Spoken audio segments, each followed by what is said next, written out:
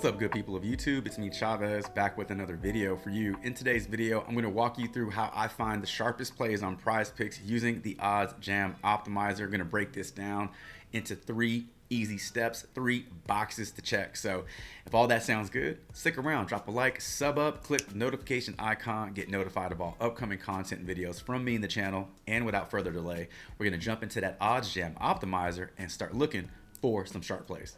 Okay. We're on the Odds Jam Optimizer. First thing I want to do is refresh the screen because lines move. We're talking about sports books. We're talking about lines. We know how that works. They get bumped fast. They even get taken off the board. Always want to make sure you're working with the most up-to-date and accurate information on the optimizer. So now that we refresh the screen, we're good to go. Box number 1 to check. Like I said, break this down into 3 steps, 3 boxes for you to check. You want to get familiar with the implied odds that are attached to the type of slip you're trying to build. Not all plays are viable for all slips. What works in a 6-man flex may not work in a 2-man power. And so once you understand what the slip is you're trying to build, you have to understand the implied odds.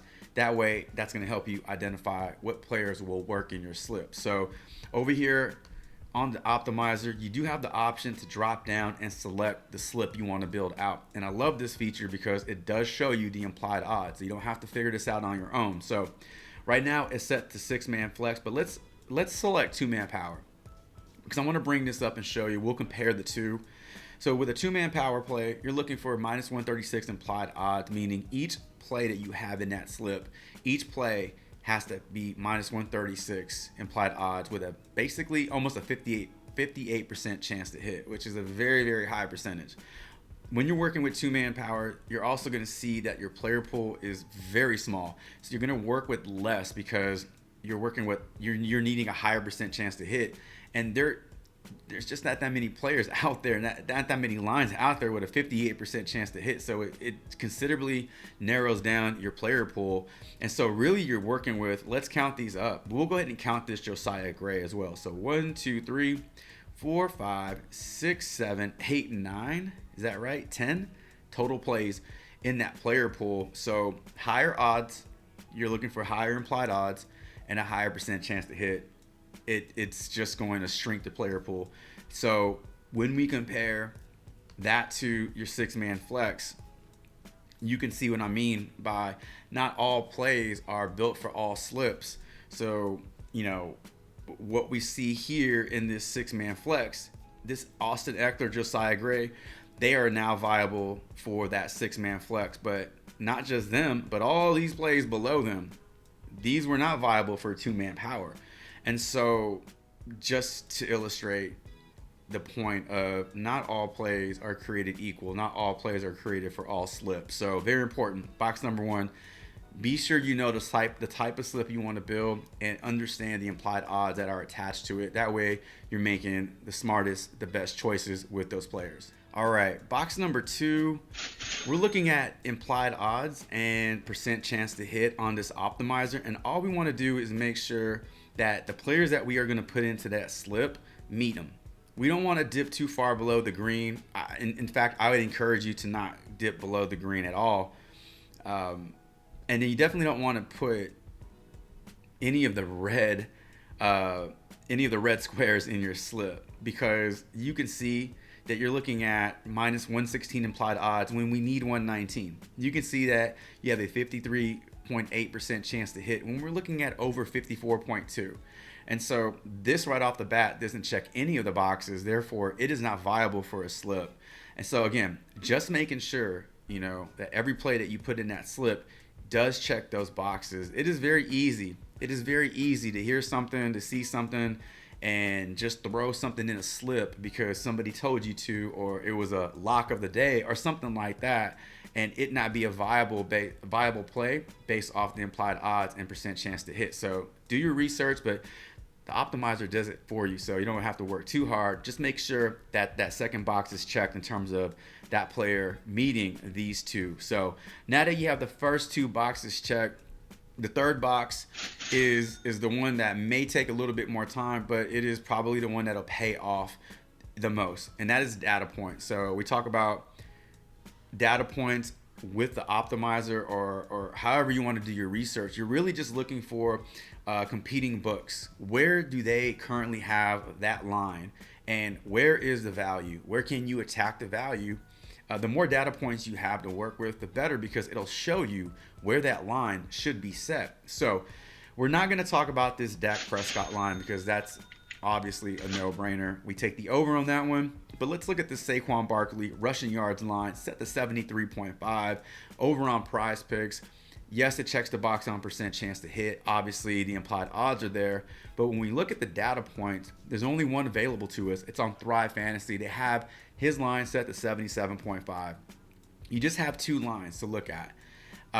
You kind of want a tiebreaker here. You kind of want a third or a fourth, sports book to look at to see what they have the line at. That way it gives you a better idea of where that line should be. But if you're just going to base it off these two, you would obviously take the over on Saquon on PrizePicks and the under on Saquon on Thrive, because that's a little too high when you compare it to PrizePicks. But two data points for me is not enough. So I am not going to put this in my slip. If we were building out a slip today, right now, I wouldn't put this in my slip. I'm just going to keep looking for a play that meets my criteria, that meets my standard. And so you can just keep scrolling. You don't have to feel obligated to play something. You can just keep looking until you find something that checks all your boxes. So we are looking for more than one data point here, right? So let's keep scrolling until we find something that does meet. All right. Okay, how about this one? We got Noah Syndergaard, 15.5 outs. PrizePicks has it at 15.5. Percent chance to hit, 58. Minus 141 implied odds. Looks great. But we also have 4 data points. Now, you don't even have to like Noah Syndergaard. In fact, it doesn't even matter if you like him. We're looking at the lines. 4 competing books. 4 data points has this same prop 1 out higher. The value is on PrizePicks. And it looks like this line should be set to 16, 16.5, maybe even 17. PrizePicks has this set way too low. That is a sharp play. You would put this in your slip and you take the over on it because the data says that that's the way to go.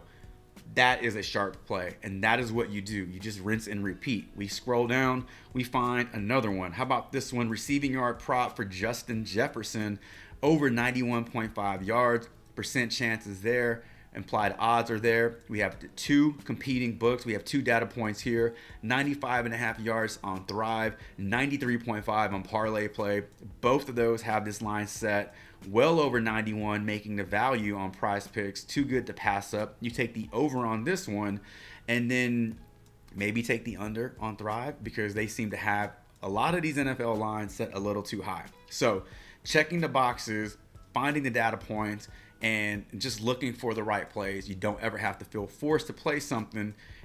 The more data points you have, the better. Let's find one more. Let's practice this a little bit more.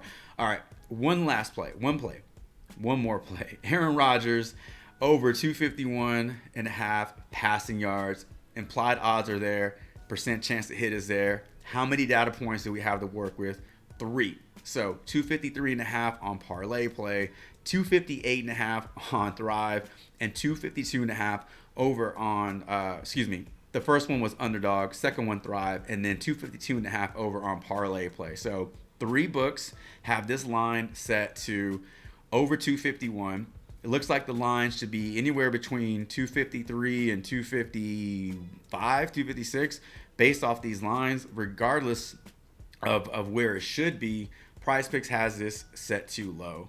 And so the obvious value is on PrizePicks, and we were able to determine that by being able to compare PrizePicks lines to these other sportsbooks lines, these other data points. And that's why it's important. The more data points you have to compare, the better. It gives you an idea of where that line should be, and it gives you it just kind of points you in the right direction. Where is the value, and where do we need to attack it? So your 3 boxes to check when finding sharp plays on PrizePicks. Number 1, Get familiar with your slip and the implied odds attached to it. Number 2, make sure your players that you're putting in your slip meet the implied odd criteria, meet the percent chance to hit criteria. And number 3, look for as many data points for that play as you possibly can. And you don't have to feel obligated to play a play if the data points aren't there. You can be very selective when you're building out your slips. All right, ladies and gentlemen, that's gonna do it for today's video. Drop a comment below. Let me know if you found this video useful, informative. Let me know if you want to keep seeing content like this as well. Best of luck to you all. Whatever you're doing today, whatever you're playing today, I hope you win. I hope you win big. And until my next player prop video or video of any kind, Chavez is out.